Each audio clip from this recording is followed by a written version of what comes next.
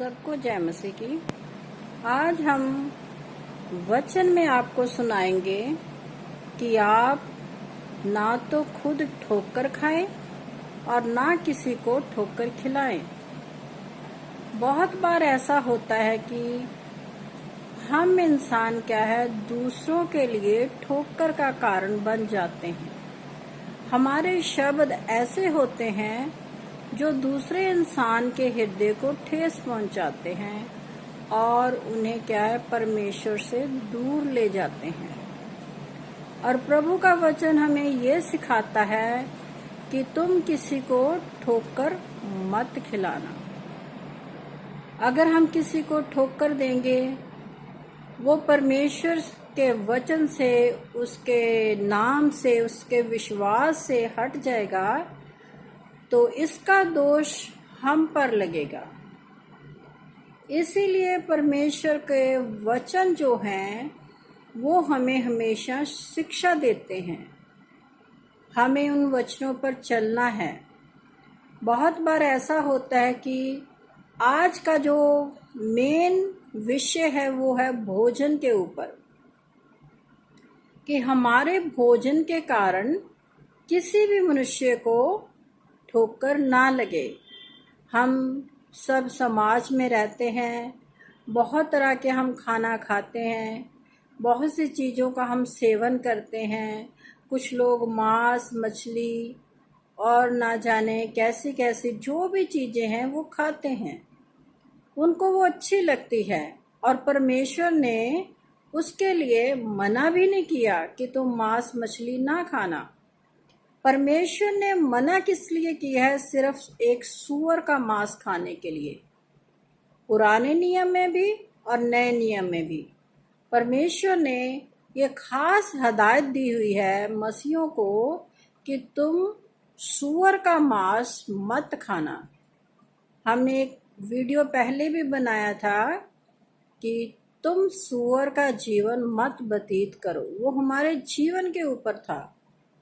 लेकिन आज का विषय जो है वो है भोजन के ऊपर, कि हम जैसा भी भोजन खाएं, उस भोजन के कारण हमारे किसी भी बहन भाई को ठोकर ना लगे। क्योंकि जब हम प्रभु यीशु मसीह में आ जाते हैं तो हम क्या है, अलग अलग जातियों से आते हैं। तो कुछ लोग मांस मछली का सेवन करना पसंद करते हैं और कुछ लोग नहीं। और वचन में भी लिखा है कि तेरा भाई तेरे खाने के कारण उदास ना हो। जब हम मसीह सभी बहन भाई एक जगह इकट्ठे होते हैं तो वहाँ हमारा ये कर्तव्य हो जाता है कि हम अपने उस मसीह बहन भाई के लिए किसी भी तरह का ठोकर का कारण ना बने। तो इसके विषय में हम पहले जान लेते हैं कि वचन में हमें क्या सिखाया गया है कि हमारा भोजन किस प्रकार से हो। तो इसे हम पढ़ते हैं। ये रोमियो की पत्री है, उसका 14 अध्याय है। उसकी हम कुछ आयतें आपको पढ़कर सुनाएंगे।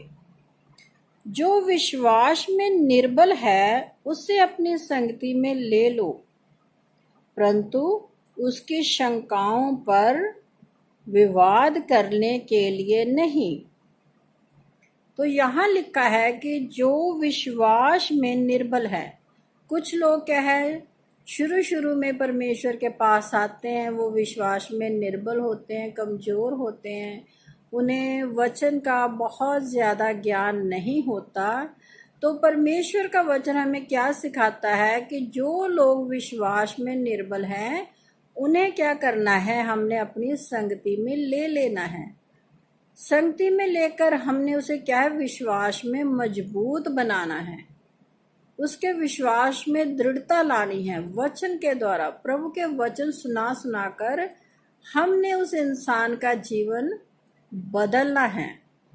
और आगे क्या लिखा है, एक को विश्वास है कि सब कुछ खाना उचित है। जैसा हमने पहले बताया कि एक इंसान ये सोचता है कि वचन में लिखा हुआ है कि सब कुछ खाना उचित है, हम जो कुछ भी खाते पीते हैं वो सब उचित है, ठीक है।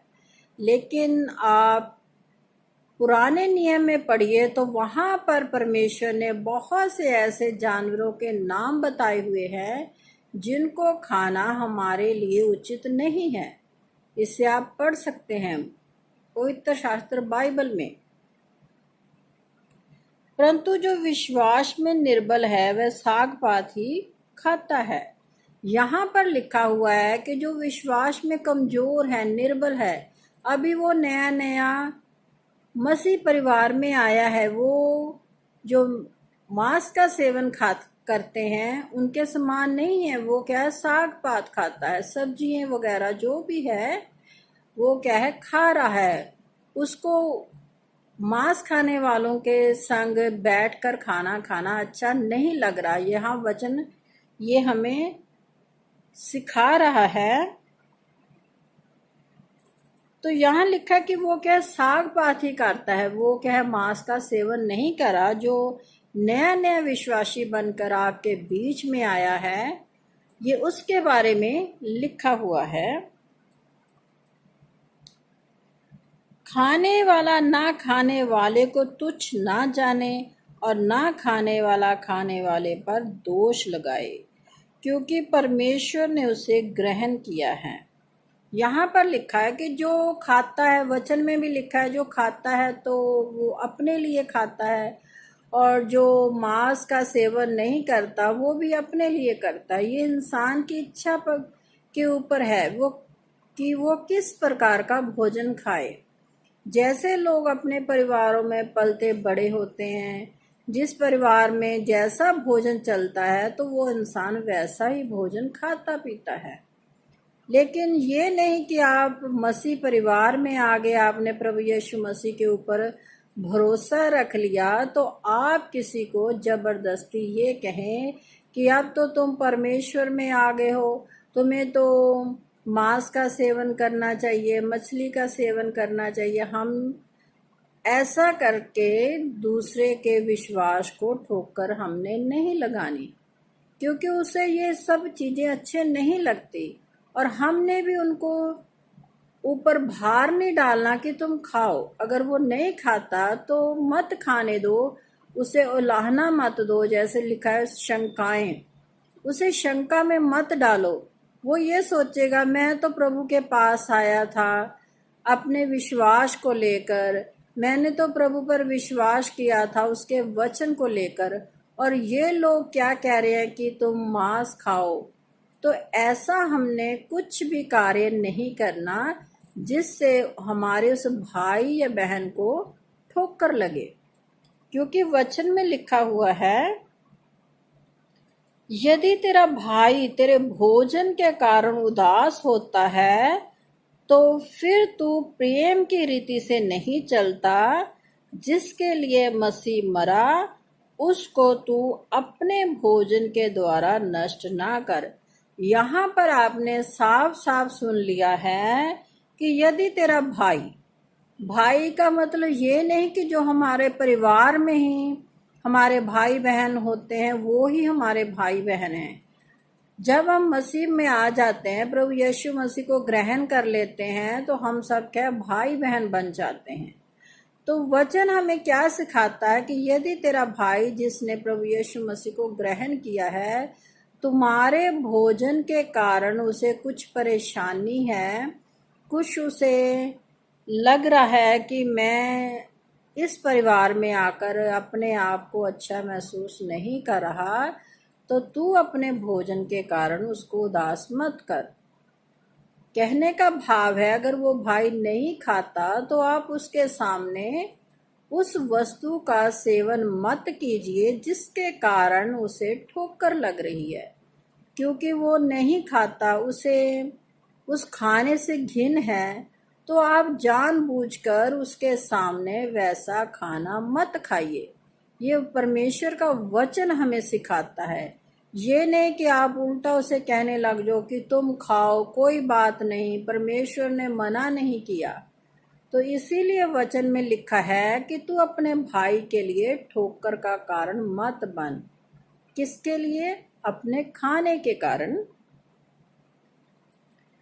क्योंकि प्रभु यीशु मसीह लिखा है कि उसे उदास मत कर, तो फिर तू प्रेम की रीति से नहीं चलता। अगर तू अपने भोजन से ही प्यार कर रहा है, वो भाई जो परमेश्वर की संगति में आया है उससे तू प्यार नहीं करता।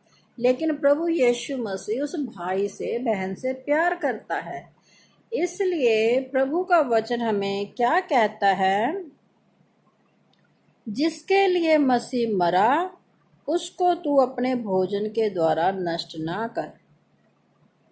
क्या लिखा है कि जिसके कारण मसीह मरा? प्रभु यीशु मसीह हम सबके गुनाहों के कारण, पापों के कारण मरे, हमारे लिए मरे, और उस भाई के लिए भी उसने अपना बलिदान दिया जो प्रभु की संगति में नया नया आया है। तो तू अपने भोजन के कारण उसको ना तो उदास कर और ना अपने भोजन के द्वारा उसे क्या? नष्ट कर। क्योंकि वचन में लिखा है, क्योंकि परमेश्वर का राज्य खाना पीना नहीं है